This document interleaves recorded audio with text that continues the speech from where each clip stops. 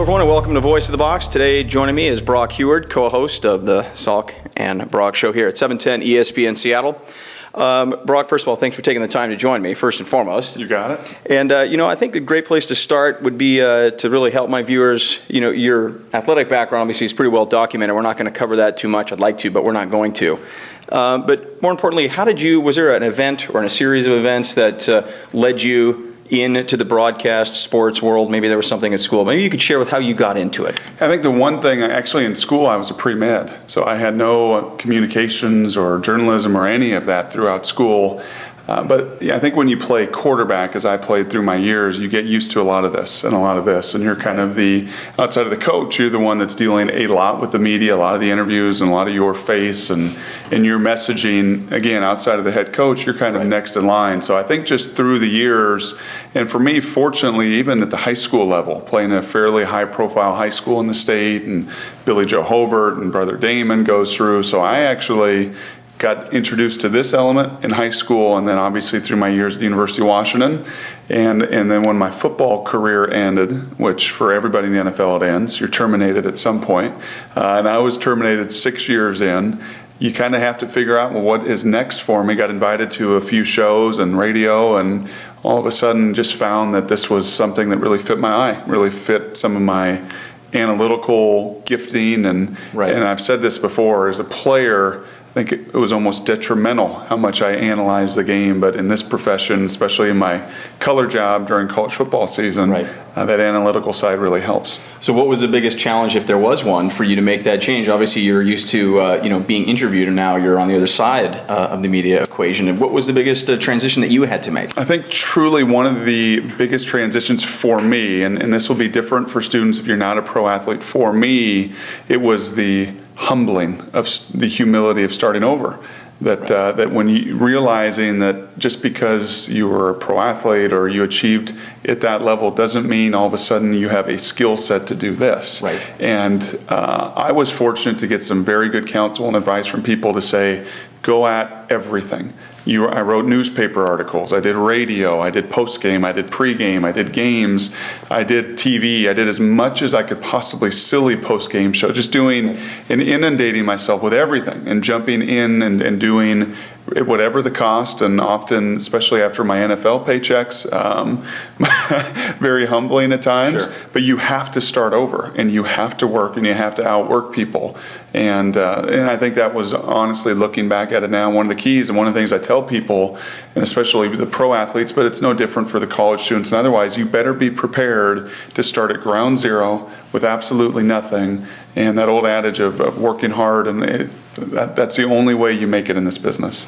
Interesting. Appreciate the insight. Now, aside from the obvious, you do radio work and you also do some TV work. Now, beside one being on radio, one being on TV, maybe one's live, one's produced. What are some of the the challenges and the benefits to both, again, to give my viewers the idea of, hey, this is what it takes to do the radio, you're live, versus a produced event that you maybe do in some of your analyst work? Yeah, the production side of it, the studio work, is definitely much more pre-produced. You have a half-hour show, and it's all laid out, and every question's in front of you. That's a little bit of almost a dog and pony show, where you've got to be polished, and that presentation better be concise, and you better not have any errors in that time. I personally really enjoy the live element a whole lot more. I enjoy the live radio. I love doing the games, getting up in the booth, calling a game, the energy, the feeling of a game. It's the closest thing you get, number one, to coaching, and without having to sacrifice your whole life away. You can fly in and fly out. But I definitely enjoy the ad lib, and it's funny you say that, because looking back now, we did a show called The Phone Zone on Northwest Cable News, and it was a post-game show, and I remember sending the film to my agents back in New York, and they just thought it was a riot, that you're taking live calls on TV, and we had to react to all of that.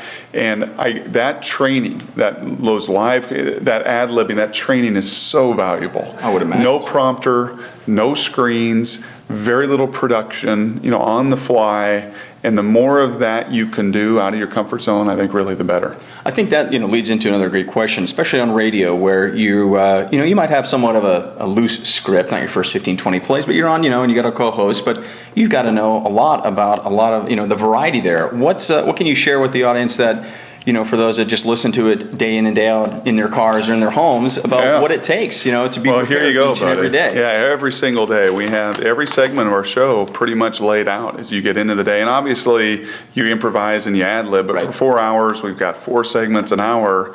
And there's no substitute for preparation. I don't care what it is. What do you do specifically? I mean, It's a lot of reading. Yeah, and we have some more information than we could ever have at our disposal. So it is a few hours every night reading. It's taping and DVRing the Mariners and what have you to skim, to watch that and process that. It's getting here a few hours before the show. So we're on for 4 hours.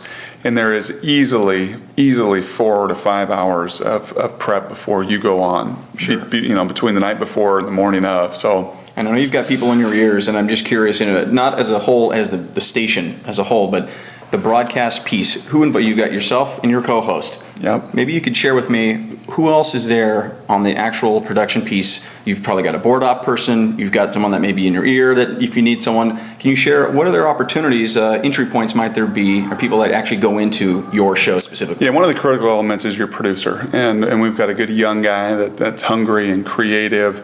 And I think it's important to have different skill sets. Mike and I, my co-host, see the world very differently. Right. And over the last 18 months have finally figured out how to make all that work, I think, in a positive way.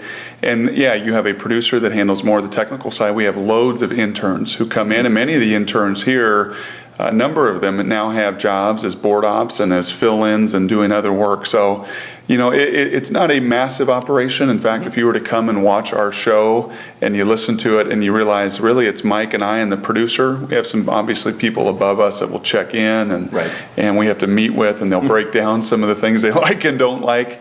But it's one that my advice, once again, you're going to come in the door, you're going to be an intern, you're going to do whatever it takes, you're going to, work your way up the ladder, and then I think you find what you enjoy doing. And when you can find that, and when you find enjoyment in what you're doing, ultimately you're going to have success at it.